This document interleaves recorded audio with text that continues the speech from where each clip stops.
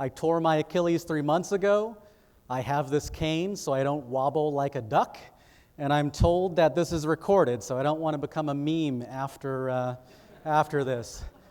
And I do have a colleague I'm envisioning. He'd be like, but you waddle like a duck anyway. So we'll skip that. So let's get started. So today I'm talking about collectibles, how I got into this world, and why it's deserving of all of your attention. And I think the first image that we all have about collectibles is like these auction houses and these big art and like extravagant affairs. And I just love how like the first starting bid for an artwork is like bigger than a mortgage, right? And then the incremental bid is like someone's annual salary. And then the final bid is like an entire lifetime of a family's like earnings. And this is all done in British accents. And for me, this is just not my life. Like for someone like me, like you get me on an American Airlines flight and it's like name your price to change your flight, I'm like jacking that price up.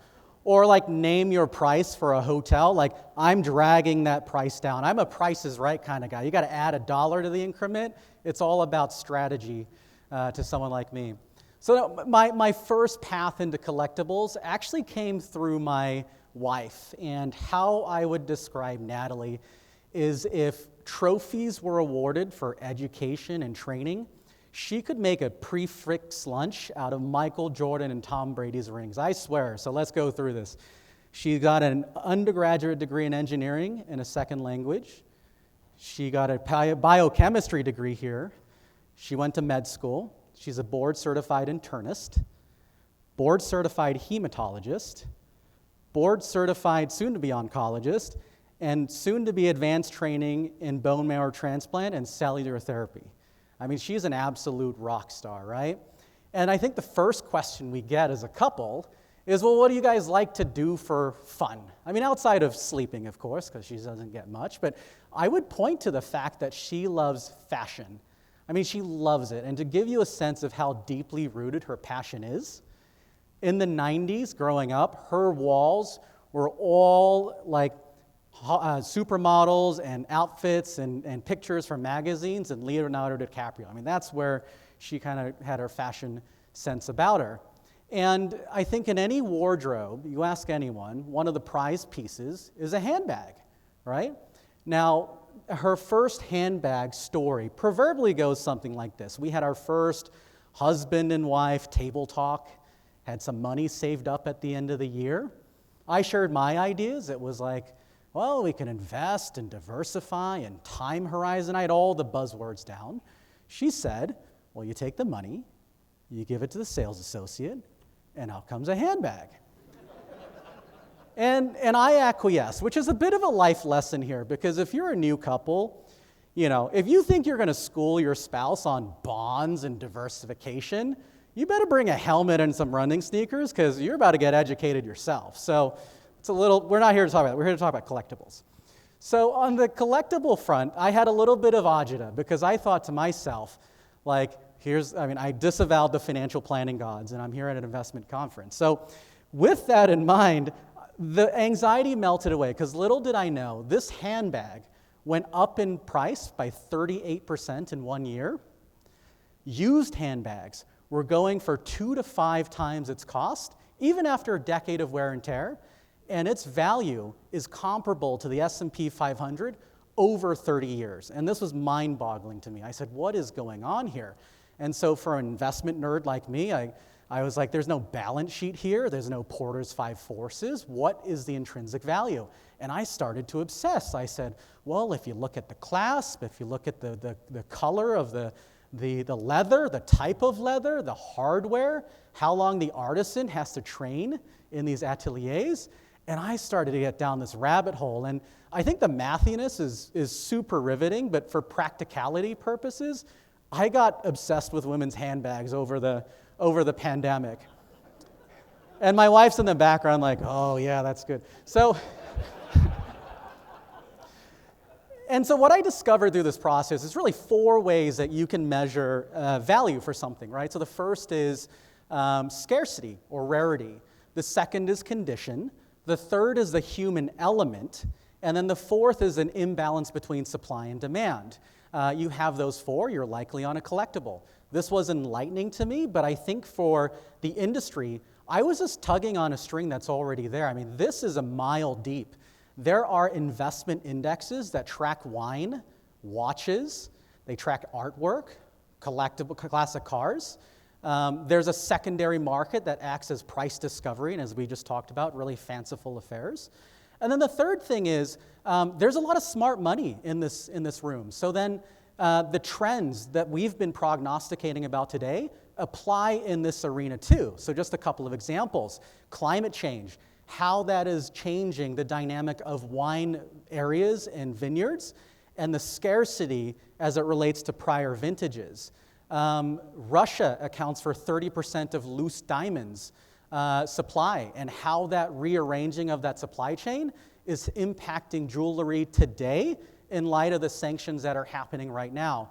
And I think the biggest trend that's really interesting is that during the pandemic, these auction houses, these fanciful affairs, had to go virtual.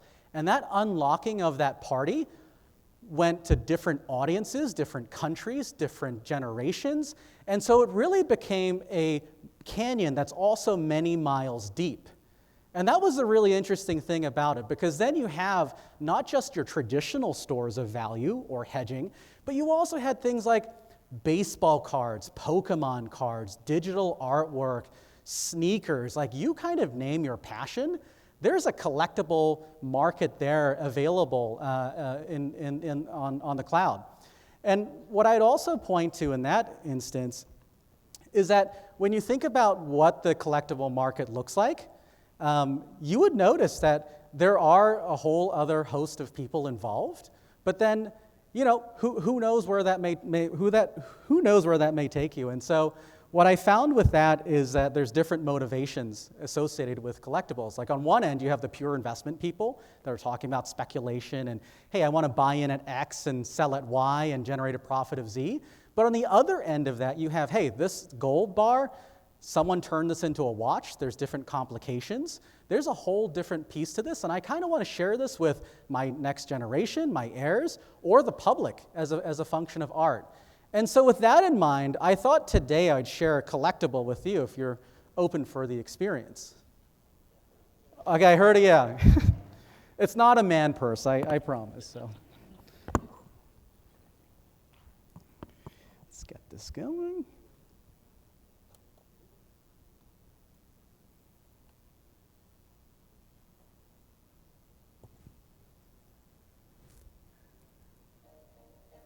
There we go.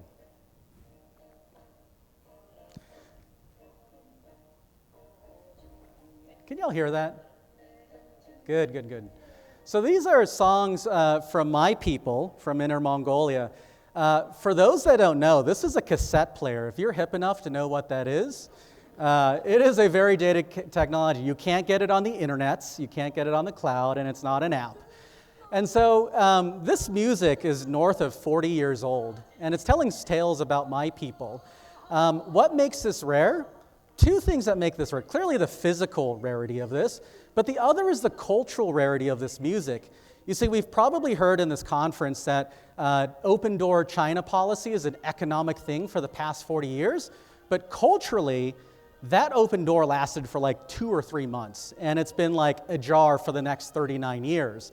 And so if you were a Mongolian artist in China, you couldn't just walk down the street and get airtime. You'd have to go to the Politburo, you'd have to go to the Communist Party. And so music like this was really rare. What makes this human? What I love about this music, it's so relatable. And the rough translation of this music goes something like this. There's a song on here that's called Father's Grassland, Mother's River.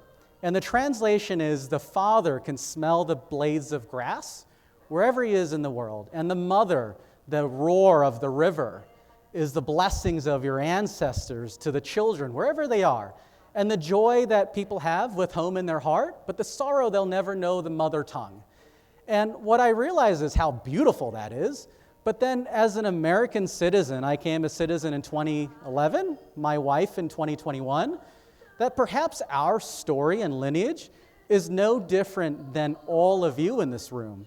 So think of how that culture manifests, whether you're first generation American or 10th generation. Did your nana, your yaya, your babushka bring recipes from the old country? Do you wear different garments when you celebrate different rituals? Do you celebrate in a different manner?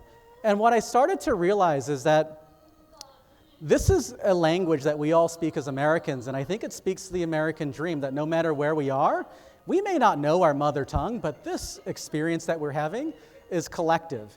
So what's the value of something like this? That I can share my heritage with all of you, give you feelings of nostalgia on where you came from, and pass this on to my next generation for decades to come in a language they'll never know.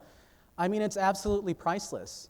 And so, yes, it started with like investment right brain and handbags and goods, but then I started to have a moment of self-discovery to learn where that line is when something becomes an investment to something that becomes an art to something that becomes a passion.